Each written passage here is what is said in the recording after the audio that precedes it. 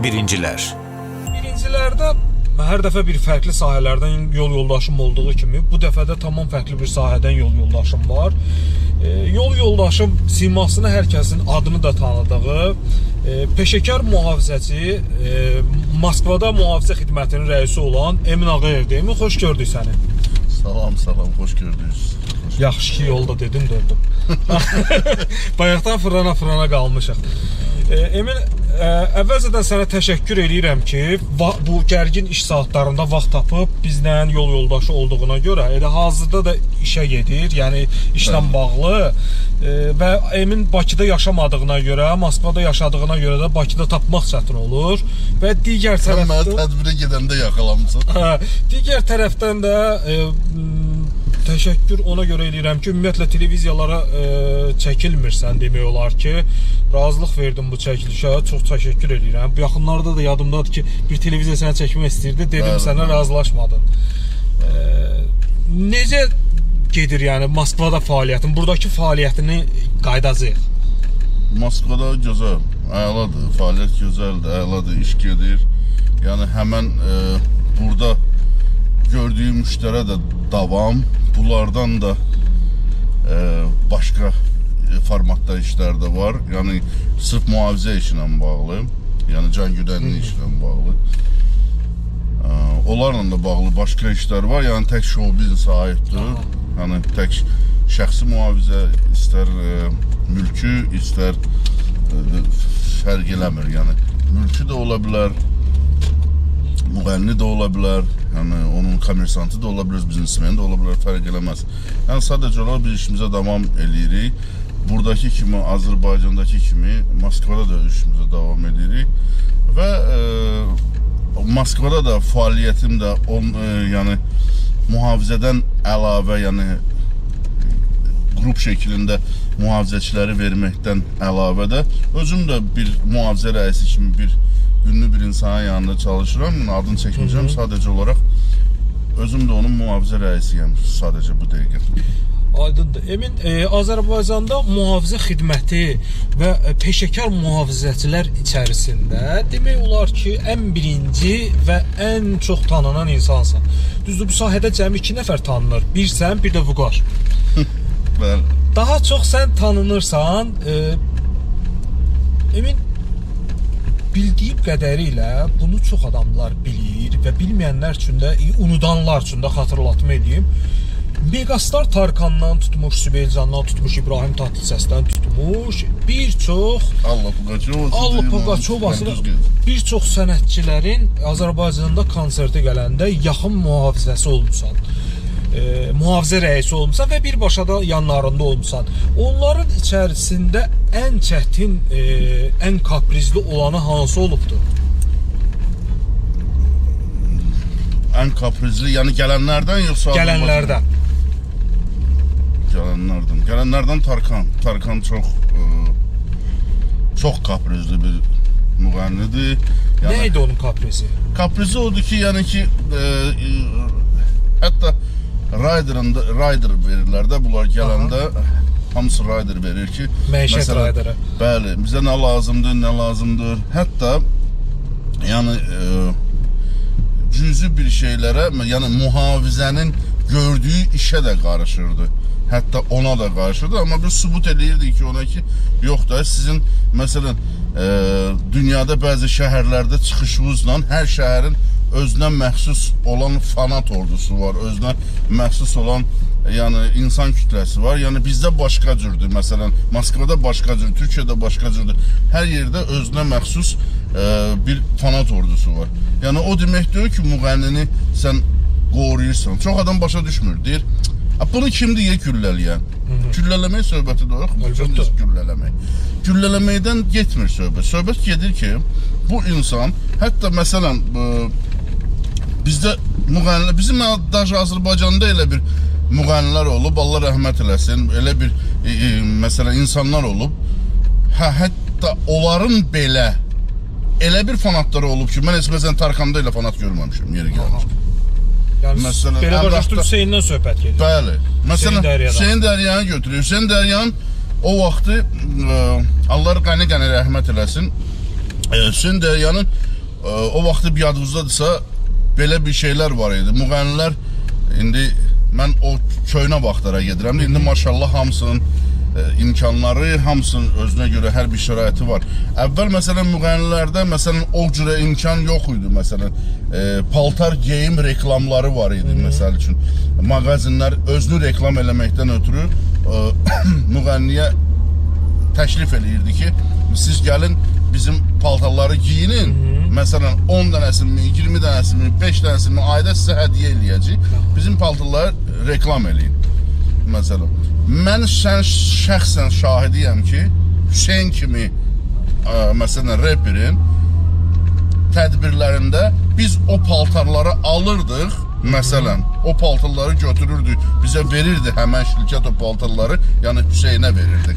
O paltarları ki, bəli, giyin, çıxın səhnəyə, reklamımızı da eləyin, bu paltarlar da sizindir. O paltarları əynindən cıran fanatlar görmüşəm. Yəni, insanın əynindən paltarın çıxmaq anını görmüşəm ki, yəni saniyə ərzində paltar yoxa çıxıb əynində. Yəni fanat ordusunun əlindən, yəni onu demək istəyirəm. Hüseyndən söz salmışkən, mən belə bir şey deyim, Tarkandan başladıq. Sən Hüseyn Dərya ilə işləyənə qədər artıq Hüseyn populyar deyildi, sən populyar idin. Bir mühafizəçi kimi səni tanıyırdılar, tamaşaçılar tanıyırdılar səni, dediyim, sadaladığım konsertlərdən və Hüseynlə işləməyə başlayanda bu prosesi ümumiyyətlə maraqlıdır. Təklif yəqin ki, Hüseyndən gəlib, bəlli məsələdir. Hüseyn sevirdi, yəni populyar insan özü populyar oldu deyə ətrafında da populyar insanları sevirdi və peşəkar insanları sevirdi. Bu necə oldu sizin işbirliyiniz? İki qoçun başı bir qazanda necə qaynadı? Çox maraqlı bir məqamat oxundum. Deməli, yadıma düşür, gənə də deyirəm, Allah rəhmət eləsin, yadıma düşür, belə bir şey olmuşdu. Deməli, mən bir çox ünlü bir insanın yanında Azərbaycanda işləyirdim, qadın idi, müğənnidir. Çox o yanında işləyirdim.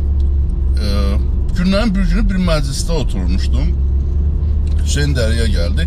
Hələ bu keyfələr çıxartmamışdı, bu mahnıları çıxartmamışdı. Gəldi bir məclisə, məclisdə qayıtdı, dedi ki, mən səni tanıyıram, mənə deyil. Bə sən bir Cangüdən işləyirsən filan, Beşməkan filan müğənnilər, dedim, hə. Rəhmətli qayıtdı, dedi ki, gün gələcək, mən səni oğurlayacam bu müğənnilərin əlindən, mənə belədir. Yəni, bu fragmenti deyirəm. Mən də elə dedim ki, Allah qoysa da inşallah. Həmin ki, göydün inanmadın. Elə bir inanmadım, yəni inanmağım gəlmədi. Niyə görə inanmağım gəlmədi? O vaxtı, məsəl üçün, o pikdə döyürdü, o məsələn tələbat yox idi. Tanınmırdı, başarısı. Bunun birinci verilişi oldu Sizin Saat verilişi. Space TV kanalda oldu. Sizin Saat'a Kamran əsərini apardı. Bir də gördüm ki, bu mənə zəng elədi. Nömrəmiz adını götürmüşdü. Mən də verdim də bir insan ki, bir millətin oğlu kimi verdim. Götdü, yığdı məni ki, qardaş salam, bəs Hüseyn Dəryadır səni narahat edir, mən çox gözəl. Səni bir narahat eləyə bilərəm, axşam filan vaxtı, filan saatda, bəs mənim verilişim var, mən orada patladacam. Bax, adnaznaşdır deyirəm, yəni necə deyib, o cürdə deyirəm. Mən o verilişdə patladacam və ondan sonra populyarlaşacam. Qayıtdım, dedim ki, problem yoxdur, təki sən populyarlaş, nə lazımdır onu de. Dedi, bəs mənim yanımda ola bilərsən orada. Dedim, problem yoxdur. Dedim, nə eləmək lazımdır? Heç nə deyil. Gəl, gedək mənlə verilişə, bir yerdə çıxaq gedək, mənə yola salarsın, evə gedirəm. Dedim, problem yoxdur, gedək. Bu şimdi görüşdük, hələ söz vaxtına çatar. Bu elmlər tərəfdəyəm. Görüşdük, bundan oturduk, getdik. Bir dənə də şoförü var idi. Toto. Yox, Toto yox. Toto onun məhlə uşaqsı idi.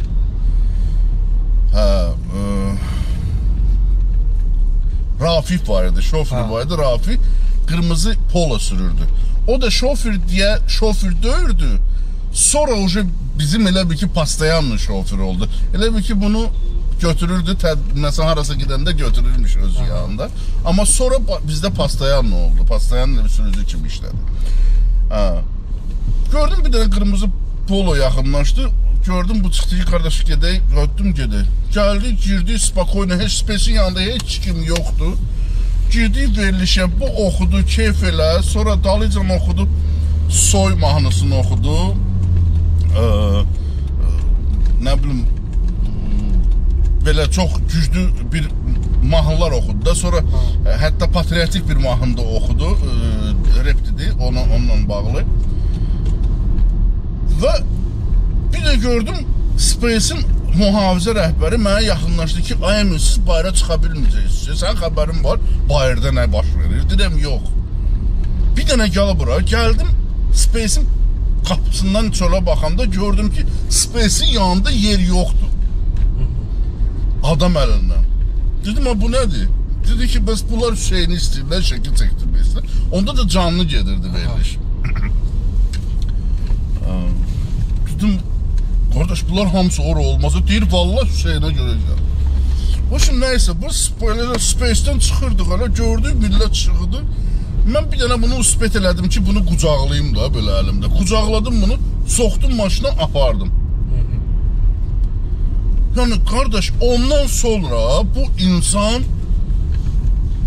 insanda bir dənə popularlıq baş verdi ki, Azərbaycanda handa-manda deyən müğənnilər, handa-manda deyən yox, özündən deyən müğənnilər ki, hansı ki salon yox, məsələn, saraylar doldura biləcək müğənnilər, saraylar doldura bilmirdilər, amma bu sarayları doldururdu 4 dənə, 5 dənə konsert dalbadal eləyirdi. Məsələn, rayonlar konsertlərdən bizim başımız ayılmırdı. Köy günü rayonlar. Hətta o dəfə elə olurdu ki, biz bir gündə 2 rayonda, 3 rayonda məsələn çıxış edirdi məsələn. O çox kaprizli adam idi. Ən böyük kaprizi nə idi? Hansı şeydə məqamda yola getmirdiniz? Bir dənə kapriz demək olmaz. O belə bir şey var da, ulduzluq xəstəliyi bir anlam var da. İnsan onu da başa düşmək olur, yəni elə şeyləri başa düşmək olur ki, insan heçdən məsələn o cür tanınır ki, yəni partada adın yazırlar. Maykaların üstündə, divarlarda, yəni bunun adını yazırlar. Onu da başa düşmək olur, yəni fərqli şey deyil. Fakt nədən gedir? Fakt ondan gedir ki, onun mənlə arasında raznoglasiyyası Rusiyada yaşadığına görə biraz Rus dilində meyil çox verirəm. Anlaşılmazlıq. Bəli, anlaşılmazlıq olmamızın səbəbi nə idi? Mən ona deyirdim ki, bunun bir dənə xəstəliyi var idi ki, bu cəmaatın arasına, bir də görsün oxuya-oxuya atlanırdı cəmaatın içinə. Mən dedim, bunu eləmə də, yəni bunu eləməyin mənası yoxdur da. Biz çətinlik yaşayırıq onda. Yəni biz çox çətinlik, həddindən artıq çətinlik yaşayırıq. Başa, yəni insanlarla mübahisədə oluruq, başa, insanlarla üz-göz oluruq. Ondan da əlavə, məsələn, sənin bu təhlükəsizliyi və ziyandır, bu cəmaatın içinə atlanmağına, yəni hər bir insan var. Yəni fanatizm anlamı elə bir şeydir ki, yəni mən bunu görmüşəm. Yəni Türkiyədə, Almaniyada, yəni dünyanın 84 ölkəsində həm işləmişəm, həm gəzmişəm də, yəni ölkələri. Yəni hər ölkədə də işləyəndə də hərəsinin özünə məxsus olaraq problemləri olur. Hətta yəni bu problemlər, yəni söhbət ondan getmir. Bir də deyirlər onu vuran olmayacaq ki burada, güllələyən olmayacaq. Priçom güllələmək yox. İnsan çox istədiyindən insana xələl yetirə bilər. Müslüm Gürsəsin fanatı, Müslüm Gürsəsi bıçaqlamışdı səni. Bəli, insan özü, məsələn bizdə Əmrah Türk oxuyanı Əmrah, məsələn bura gələndə hər dəfə işləmişəm ondan. Lap birinci səfər Əmrah buraya gəlib 4 dənə konsert verib Elvinlə Abbas gətirmişdi o vaxt uşaqlar. 4 dənə konsert verdi, anşlaq, ağzına kimi partladı, cəmaat elə çöldə konsertə bilet tapa bilmirdilər. Əmrahın özünü gördü, Almaniyada dönər bıçağıyla gəlmişdilər üstünə fanatı. Söhbət ondan getmir ki, söhbət ondan gedir ki, insan çox istədi, yəni deyir, pişik çox istədiyindən uşağını deyir, bastalayır ayağının altında, boğlandı deyir.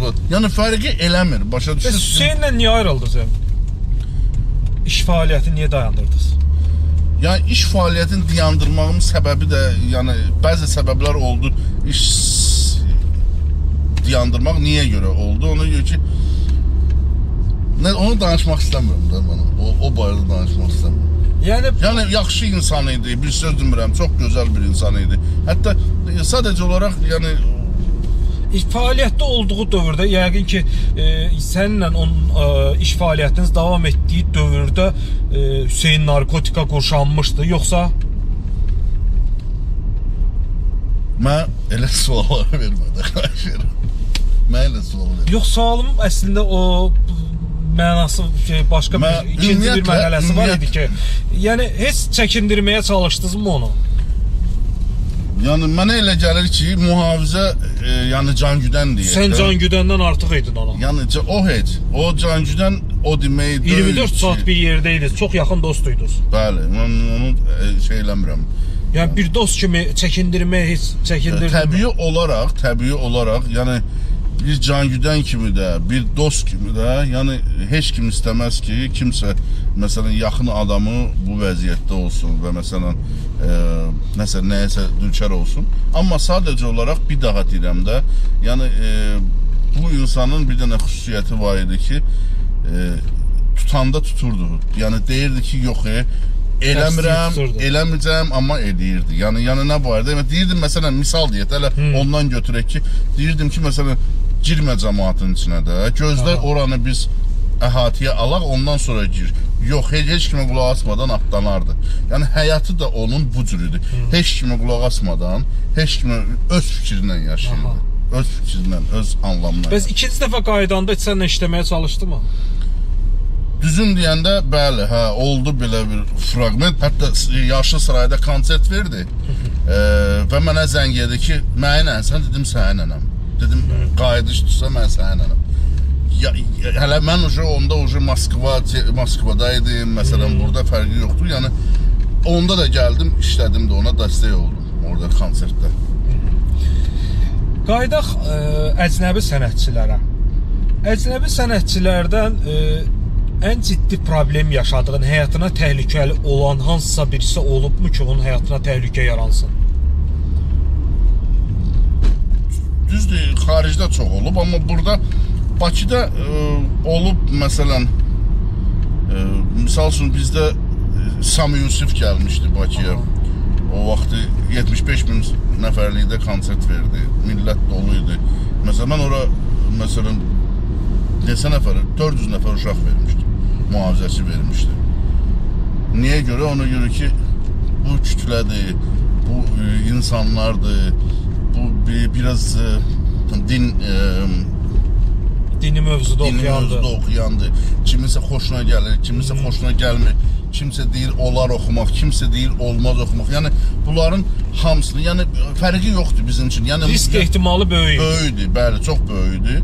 Ona görə də, amma o riskin qabağını da biz aldıq, necə lazımdır. Yəni ki, Allah'a şükür, heç bir problem olmadı. Yəni, ola biləcəyini aldıq. Yox, ola bilən hansısa bir şey olubmu ki, hansısa bir təhlükəli məqam yaransın, hansısa sənətçinin, istəyir Azərbaycanda, istəyir Azərbaycandan kənarda? Yox, mən gəlin belə eləyək də, olmağına çox olub, yəni istəyir Azərbaycanda, istəyir Azərbaycanda kənarda, amma mən o müğənnilərin adını çəkmək istəmirəm, yəni açıq, o insanların adını çəkmək istəmirəm. Səbəb niyə görə çəkmək istəmirəm? Yəni, insan bəlkə istəməz də, yəni ki, o problemini kimsə məsələn işıqlandırsın, ona görə. Amma məsəl üçün, belə götürək, Bakının özündə məsələn Andrey Gubin gəlmişdi o vaxtı. Onda Vadik Valerik var idi burada. Onlar gətirirlər, VMB kompaniya, mənim çox yaxın dostlarımdır. Moskvada da dostluq edirik biz, çox yaxın dostlarım. Andrey Gubin gəlmişdi Moskvada. Gəlib, konsert qutarıb, sarayın arxasından çıxırıq, bu Heydər Əliyev sarayının arxasından çıxırıq, maşına oturmağa, o vaxtı Ericssonlar var idi, 128 necə, 628, bəli, o yekə. Təsvir edin ki, biz cəmaatı qoymuruq da, yəni o qədər kütlə var ki də, yəni o qədər basırıqdır ki, yəni insanı prosto sıxa-sıxa öldürə bilərlər də, yəni bu dərəcədə, yəni fanatizm var. Biz onu qoymuruq, elə bir əhatəyə alıb maşına salmağa çalışırıq. Təsvir edin, hirstən ki, müğənniyə çata bilmirlər. Bu 628 Ericsson adapterları var idi, belə böyük batareyaları var. Onları başımıza vururdular. Çıxardı, yəni inanırsınız, yəni çıxardıb onunla başımıza atırdılar ki, yəni siz bizi nöşə icazə vermirsiniz. Biz 24 saat gələn müğənni gələndə, Azərbaycana gələndə 24 saat biz onun mühafizəsini təmin eləyir. Hətta yatanda belə oteldə olaraq. Yəni o vaxt Abşeron otel var idi. İndi də var amma adını dəyişiblər. Abşeron otel var idi. Abşeron oteldə yeri gəlmiş ki müğənni gəlirdi, Gruppa Rukiverx gəlmişdi. Gruppa Rukiverx. Rukiverx ki, onu da, kıstati o vaxtı İldirim müəllim var idi. Azqos konsert. Onlar gətirirdilər. Rukiverx gəlmişdi. Rukiverx gəlib, gecə saat 3-4-ün yarısıdır. Aşağıda polislər deyardı o vaxtı bu şeydə, Abşeron qastinsasında. Polislər yuxarı qalxıb ki, qardaş bir də aşağı düşə bilərsiniz. Nə olub baxı? Deyir, aşağıda o qədər qız, oğlan var ki də, yəni ki, Rukiverxin pik olan vaxtı, Kroşka Maya mahnısı, cəmaət özün dağıdır. Düşmüşəm aşağı, görürəm ki, adam boyda mişqalar gətiriblər. Qızdı oğlanı gecə saat 4-ün yarısı doldular. Elə bir miting keçirdilər də, qışqırırlar. İndi bunları sakitləşdirmək lazımdır. O yan bu yan. Amma həqiqətən, yəni biraz gülməli danışım. Şimdi hem büyücünü, indi cəmaət mənə söyləyəcək. Deyəcəklər ki, sən belə şey eləmirsən. O vaxtı deməli gördüm, əlac yoxdur da. Bu cəmaatı da mən bıraxa bilmərəm heç kimi. Kimi də Əmrah gəlmişdi Bakıya. O da qalırdı o vaxtı şeydə, inturistdə. Yox, nələ şeydə, həyatda. Həyat təzə açılmışdı. Gəlmiş otelə həmən bir variant. Gəliblər polislər ki, qardaş, dağılır da, millət dağılır, oteli rahat bıraxmırlar. Nə sakinlər yaşaya bilir oteldə, nə də ki, biz qardaş, cəmaatı öldürürlər burada, qışqırtı götürüb, böyle miting kimi əmrah qışqırırlar. Bir dənə düşdüm aşağı, qardaş, düşdüm aşağı, gördüm, dayı, yola kimi, da yolda siqnal verirlər ki, ay qardaş çəkilin qıraqda diyanı, biz yolumuzu gedək. Yola kimi gecə diyanıblar millət ki, əmrah qışqırırlar. Dedim, qardaş, siz nə istəyirsiniz? Nəyə görə? Əmrahı görmüyorsunuz. Deyirlər, biz avtoqraf istəyirik. Görə, yəni ki, bir dənə avtoqrafa görə deyirlər ki, biz gecə də yatmayaq. Gecə deyir, saat 4-dür, 5-in səhərə yaxın. Deyir ki, şeydir, Əmrafda avtoqraf. İndi onu deyirəm, cəmaat mənə söyləyəcək. Dedim, kimin nəyi var, kim avtoqraf eləmək istəyir, versin mənə. Kimin nəyi var? Biri ilə bloknot verdi, biri mişqa verdi, biri kağız verdi, biri nə bilim jurnal verdi, biri maykasını çıxartdı verdi ki, boşluğun üstündə qol çəksin. Dedim, yaxşı, qol çəkəndən sonra hamımız gedirsiniz evə, dedi, hə.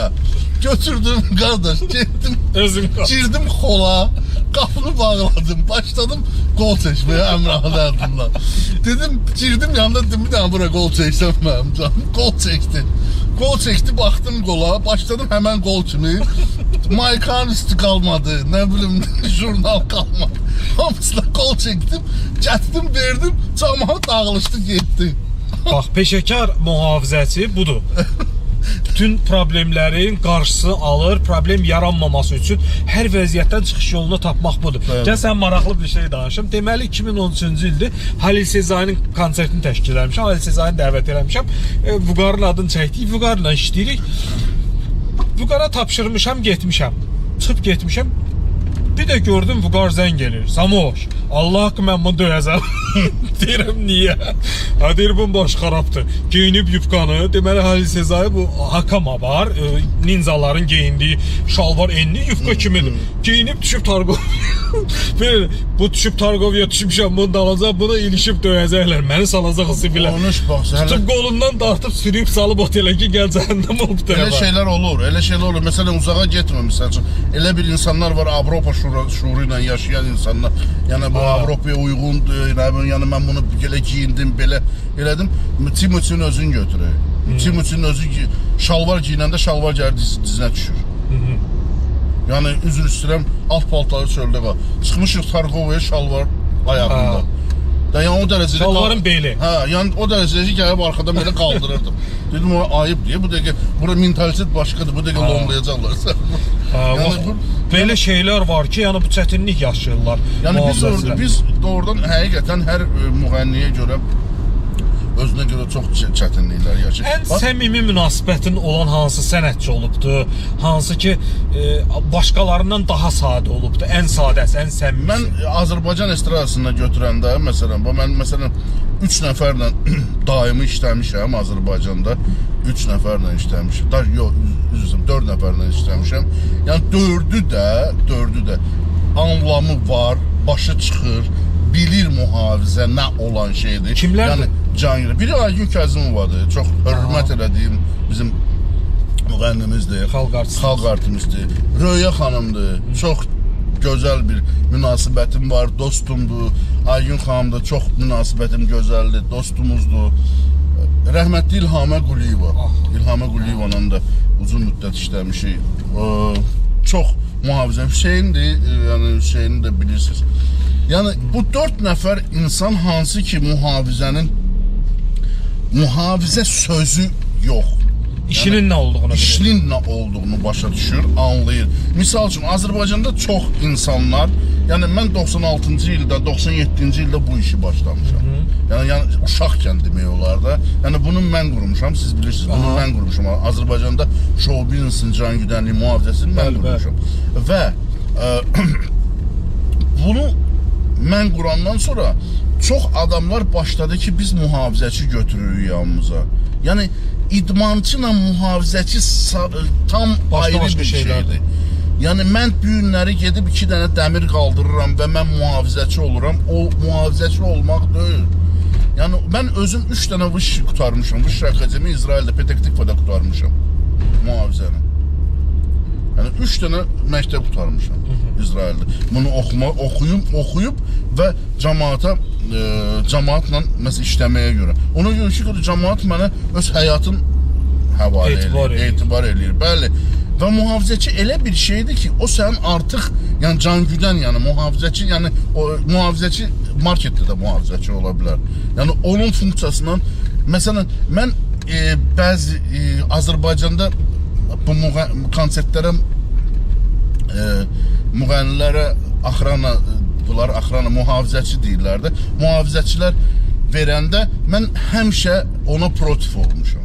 Yəni istəməmişəm ki, ona görə ki, bilirsiniz, marketdən axrananı çıxarıb show business-a, kütlə arasına, jurnalistlərin arasına çıxartmaq olmaz. Çünki vəzifələri başqa-başqa da olar. Biri var, sən marketdə, üzr istəyirəm, hansısa məhsulun itməsin deyənə, yəni yox, o da deyil. Sadəcə insanlar içəri girəndə yoxlamaq üçündür. İnsanlar yoxlamaq üçündür. Hansısa bir incidentin qarşısını almaq. Bəli, və çıxanda, misal üçün, baxsın ki, hansı produktu bəlkə oğurlayıb, bəlkə oğurlamayıb. Onun funksiyası başqadır. Amma mühafizə cangüdən və ümumiyyətlə cangüdən o demək deyil ki, show business. Məsələn, mən tək show business adamlarla, ünlülərlə işləmirəm ki. Mən kommersantla da işləyirəm, biznesmenlə də işləyirəm, müğənnisinlə də işləyirəm, çox adamla işləyirəm. Yəni fərqi yoxdur.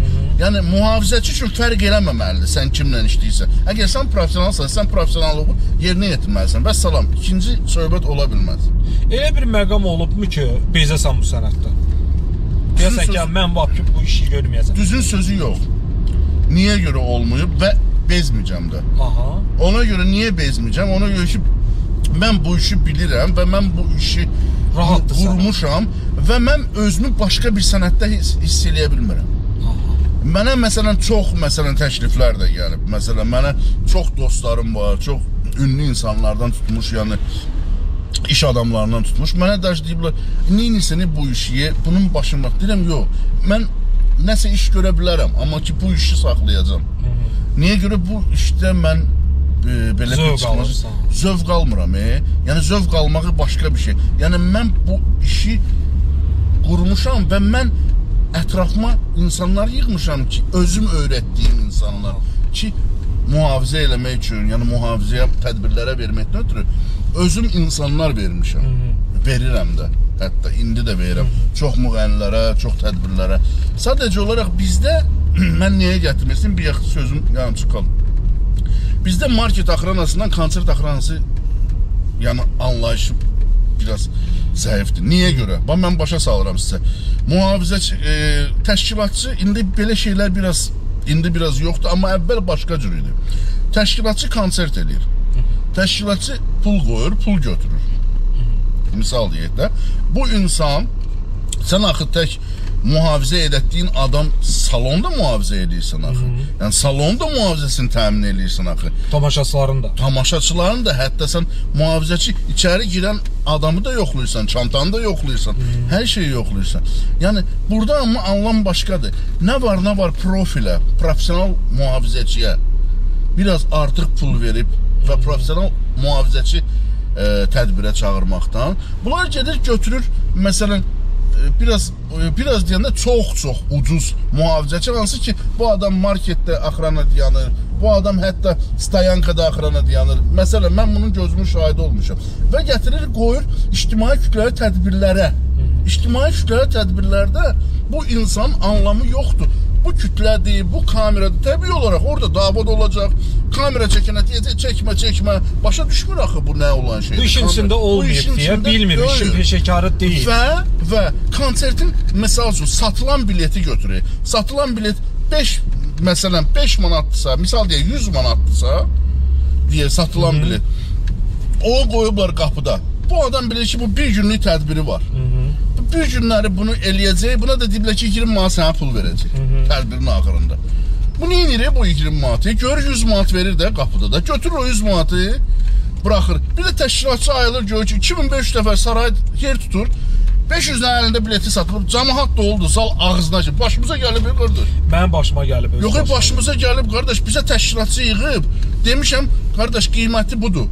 Mühafizənin qiyməti budur. İstəyirsiniz, pajalosta, problem yox, sizə verim. 10 nəfər uşaq verəcəm sizə və tam təmin edəcəm mühafizəsi, konsertinizdə və şəxsi mühafizəndə. Mənə sual verib, biz bir brilyant alırıq. Bilin, siz brilyant almırsınız, amma siz bir də mənə dönsünüz, mən sizinlə işləməyəcəm. Ya da işləsəm 2 qat qiymətə işləyəcəm. Elə də olub, dönüblər. Ay, qardaş, bizim başımızdan oyun götürdülər. Gedib 20 manata mühafizəçi yığıblar. Mənim başıma gəldi, mən bütün tədbirlərimdə Vüqarla işləmişəm. Sən burada yox idin deyə. Mən burada oldum, olmadım. Vüqar elə bir mənim sağ əlimdir. Mən onunla, biz bir yerdə başlamışıq. Vüqarla işləmişəm bütün tədbirlərimi. Bir dəfə oldu ki, başqa bir adamlarla işləyəsi oldum və mən başıma dediyin şeyləri, oyunları açdılar.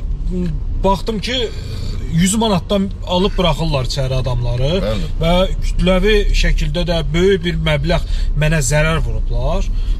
Kim alar ondan sonra bileti? Mühafizə, təsəvvür elə ki, bir sənətçi ilə şəkil çəkdirmək üçün pul almışam bir nəfərdən ki, ödənişli şəkildə ekskluziv olaraq bununla görüşdürüb tanış edirəm. Kommersiyadır bu. Və bunu gəlib girişdə baxıram ki, içəri doludur adamla. Hansı ki mühafizəsini mən bura qoymuşam ki, bura adam buraxmaz. Sən demə 20 manatdan alıb adamları buraxmam sizə. Sən özün də konsert eləmirsən. Neçə dəfə sən özün də konsertdə tədbirlər təşkil eləmirsən. Məsələn, özün görmüsən. Mən mühafizə verdiyim adama, yəni təşkilatçıya qarant verirəm. Qarant verirəm ki, sən neçə nəfərdir zalında adam? Deyir 2500 nəfər. İstəyirsən mən tanımadığım adama pul ver, qoy mənim qapımdan keçsin, mənim mühafizəçimdən keçsin. Əgər keçsə mən səndən pul almıram. 2 qatını da mən sənə özüm ödəyəcəm. Və məsuliyyət, yəni tək mühafizə professional olmaq deyil. Başqa bir məsuliyyət. Həmən o qapıya qoyduğum mühafizəyə də deyirəm. 10 nəfər bizim mühafizəçi işləyir. 20 nəfər mühafizəçi. Sən əgər qapıdan 1 manat alsın, bıraxsın, həmən mühafizəçilərin pulu sən verəcəksin. Yəni, işləmərəm dediyim bir sənətçi olubmu? Mən bu sənətçi ilə işləmərəm. Belə deyək də... Və yaxud da təklif gəlib imtina etmirsən ki, yox, mən bu adamla konsertində iştirak eləmək istəmirəm. Ya əcnəbi sənətçi olub? Olub. Bizdə də olub, Azərbaycanda da olub. Ad çəkmirsən, olub Azərbaycanda. Əcnəbinin adını çək onda. Səbəbin adını çəkdi. Nə var ki burada? Ki, niyə görə imtina eləmirsən? Məsələn, qrupa Nana var idi, belə bir qrupa var idi, Nana. Qrupa gəlmişdi Bakıya. Bir-iki dənə xoşuma gəlməyən şeyləri oldu. Yəni, biraz da özlərinin aparma qaydaları biraz xoşuma gəlmədi. Və mən bildim ki, bəli, amma xoşuma gəlmədi o demək deyil ki, mən bunları mühafizə eləməməliyəm. Yəni, özümü sıxıb və bunları tam şəkildə mühafizəsini təmin edib yola saldım və özüm özümə də və kim onu gətirirdi dedim, bir də gətirsin, mən bu adamlarla işləməyəcəm. Niyə? Ona görə ki, bu hətta böyük problemlərə səbəb ola bilərdi. Yəni bunların elədiyi hərəkətlər. Məsələn, elə şeylər var ki, hər şeyi danışmaq olmur. Elə şeylər var ki, hər şeyi, məsələn, elə şey var ki, insanlar ayrı o televiziyanın, məsələn, zaşırmı? İnsanlar, məsələn, zaşırmı görə bilmirlər çox şey, amma biz görürük. Pərdə arxasında. Mühafizəçi, yəni cangüdən, yəni şəxs cangüdəni, yəni şəxsi mühafizəçi deyək, şəxsi cangüdən, o insan sənin evrinçidir. Zaten o sənin evrinçidir. Yəni, şofirdir. Cangüdəndir. Bu sənin evin içi. Sənin bütün sözün, söhbətin, gizli sözün, evin içi hamısı bu insanın əlindədir. Və sən də onu tapanda mühafizəçi, cangüdən özü elə bir insanla işləməlisən ki, elə o qədər sınamalısan ki. Məsələn, Moskvanın, допустим, başqa ölkələrdə, məsəl üçün, Azərbaycanla müqayisədə, məsələn, çox fərqlər var da, misal üçün da. İnsanlar sınıyırlar. İnsanlar mühafizəsi götürürlər, sınıyırlar. Amma bizdə bəzən elə olur ki, bunun 2 metr boyu var, gedib, nə bilim, 5 dəfə qantel qaldırıb, hə, bu bombadır, mən bunu götürüm axrana, elə deyil. Problem olanda həmən axrana səni qoyur. Həmən axrana həmən problemin içində səni qoyur, problemdən xilas eləmir səni. Silahlı hücuma məruz qalmısan, Emin? Bəli. Rusiyada, hə, burada yox. Burada bir dəfə olub Hüseynlə, o da ki... Nəsə elə bir şey xatırlayır. Var idi, olmuşdu, o da soğuk silah idi. Aha, saxla. Bəli, olmuşdu. Amma yenə də, yəni, fikir verirsiniz, yəni hər bir ölkənin özünə məxsus olaraq, məsələn,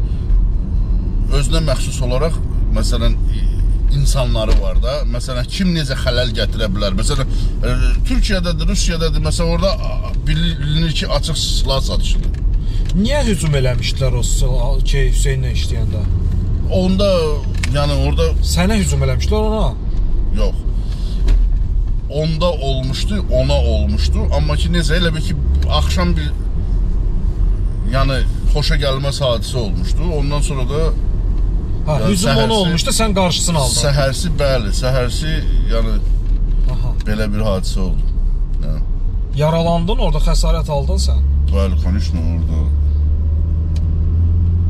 Hə, yəni, bax... O, Hüseynlə işləyəndə 2-3 dəfə yaralanmışam, tədbirlərdə. Hətta bax, görürsən, bu elmlərdə universitet var idi. Bakı Dövlət Universiteti. Bakı Dövlət Universitetində konsert var idi. İndi o konserti təşkil edənlər yaxşı bilir. O vaxtı Hüseyn çıxış eləyən vaxtı Hüseynə, hətta o deyirdim Hüseynə, həmişə deyirdim ki, talpaya atlanma. Atlandı cəmaatın içinə, cəmaatı ayrı gördü ki, nəsə parıldayır şeyin içindən, kütlərin içindən. Hüseynə bıçaq atdılar orada. O bıçağı mən əlimlə saxlamışam. Şad deyir, bu burada ləkəsi də var. Görürsün də. O bıçağı mən əlimlə saxlamışam. İtalpanın içində o bıçağı çəkdi, heç bilmədiyi dərci kim idi onu eləyən.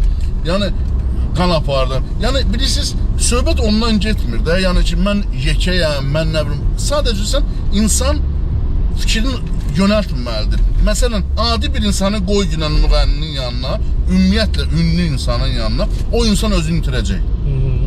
Niyə? O insan işini görməyəcək. O insan deyəcək, Allah, mən bu günləri bundan üzr istəyirəm. Bu filan kəsdi. Mən yatıb yuxumda görə bilməzdim, amma mən bunun yanındayam. Bütün fikri orada olur, euforiya da olur. Euforiya da olur, başa düşsən, hə. O adam deyir ki, ay Allah, mən bunun yanında yox idim, ay nə alıb mən bunun yanında. Heç nəyə fikir verməyəcək, o insana baxacaq, ancaq o insana baxacaq, o insandan əzz alacaq. Aldığın pul qane eləyir, Emin? Düzünü deyəndə, Rusiyada... Mən biləni çünki Azərbaycanda o qədər bıçaq almırlar. Rusiyada, hə. Yəni, dünyanın bu ölkəsində, hə, yəni Azərbaycanda gəl də deyirəm, millətimdir, dövlətimdir, mən öz dövlətimə, öz millətimə sadiq insanam. Yəni, mən deyir, gəzməyə qərib ölkə ölməyə vətən yaxşı. Valla, yəni, mən buranın çörəyi yemişəm, burada qazanmışam, burada hörmətimi qazanmışam, pulumu qazanmışam. Sadəcə olaraq bu işlə bağlı, iminlə bizim işlə bağlı Azərbaycanda tələbat olmadığından və yaxud da tələbat olub sadəcə olaraq, yəni o deyirəm 5-3 manatlıq mühafizələr ki peyda olunublar, hansı ki bilmirlər nə olan şeydir. Onlara meyli salıb insanlar sonra peşman olurlar.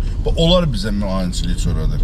Onlar bizə problem. Amma yəni burada da Azərbaycanda mən bildiyim mühafizəyə verilən qiymət o deyil. Çünki tədbirlərdə işləyirəm, görürəm ki, məsələn, bir tədbirə görə bir mühafizənin aldığı 50 manat, hətta 100 manat belə olsa az puldur. Yəni onun gördüyü əziyyətin qarşılığında həqiqətən az puldur. Yəni mən onu demək istəyirdim ki, o pərdə arxası görsələr, insanlar görsələr ki, biz nələr çəkirik, pərdə arxası. İnsanlar görsələr ki, biz nələr çəkirik. Hətta bizdə konsertlər olur ki, biz məsələn tədbirə gedir də, indi sən gördündə mən kostyumları qoydum araba. Məsələn, maşına məsələn 3 dənə, 4 dənə kostyum atıram. Stil burada, stil fərqi yoxdur başqa ölkələrdə. Niyə görə? Biz bir də görürsən cırıq-cırıq çıxır. Bütün bədənin üstümüz 50 manat, 100 manat tutalmazsa tədbirə almısan 200, 300, 400 manatlıq kostyum cırıldı. Düzün deyim, mən o qiymətə işləmirəm. Misal deyirəm, səni demirəm. Ümumiyyətlə deyirəm, bəli, o var, o qiymət söhbəti, o bilirsiniz, yəni qiymət verməmək söhbəti var. Məsələn, misal deyim, Əmrahın axranası var, Sabaş. Alman türküdür. Çox hörmət elədiyim bir insandır. Yəni çox hörmət elədiyim. Yəni Mike Tyson'dan, Holyfield'dan, hətta Michael Jackson sağ olan vaxtından işləyib ondan və Əmrahla işləyib. Zakazno mühafizəsidir. Yəni sifariş mühafizəçidir. Sifariş mühafizəçi nətərdir? Yəni bu adam Almaniyada oturur özü. Yəni mən Almaniyada çox vaxt olmuşam o yanda. Yəni işləmişik orada tədbirlərdə. Bu insan nə edir? Oturur, ofis var. Onun kimi 100 dənə mühafizəçi var. O ofis təmin eləyir mühafizəçilər. Kim gəlir? Əmrah gəlir. Kim gəlir? Dubayın şeyxi gəlir. Kimi? Bəli. Kim gəlir? Məsəl üçün Allah Pugaçova gəlir, filan kəs gəlir. Fərqi yoxdur. Verir. Bunun çıxışı da puldur, ayı da puldur. Onun özü neçəyə mühafizə eləyir? 40.000 dollar. 40.000 dollar. Stabil bunun aylıq maaşıdır. 40.000 dollarla hesab edirəm. Stabil bunun maaşıdır. Plus hər tədbir 5.000 dollar. Hər tədbir. Yəni fərqi yoxdur. Tədbir 3 saat olacaq, 1 gün olacaq, 2 saat olacaq. Fərqi yoxdur. Yəni bunun sifarişi budur. Bu sifarişlə işləyən adamdır. Və nəzərinizə çatdırın, biz İsraildə bir yerdə oxumuşuq. Həmən Savaşdan bir yerdə oxumuşuq. Emin, təşəkkür edirəm, vaxt ayırdın, yol yoldaşı olduq, çoxdan da səni görmürdüm, biz uzun illərdir münasibətimiz var. 12 ildir mən Moskvadayım. Görüşmürdük, çox sağ ol, vaxt ayırdın, maraqlı söhbətlər elədik. Moskvadakı işlərində də uğurlar, buradakı işlərində də sən uğurlar diləyirəm. Sağ ol, mənim qardaşım, Allah var eləsin. Bütün sənin tamaşaçılarıma da can sağlıq arzu edirəm. Bu verilişin uğurlu, uzun ömürlü olsun. Çox sağ ol. Sağ ol. Birinci TV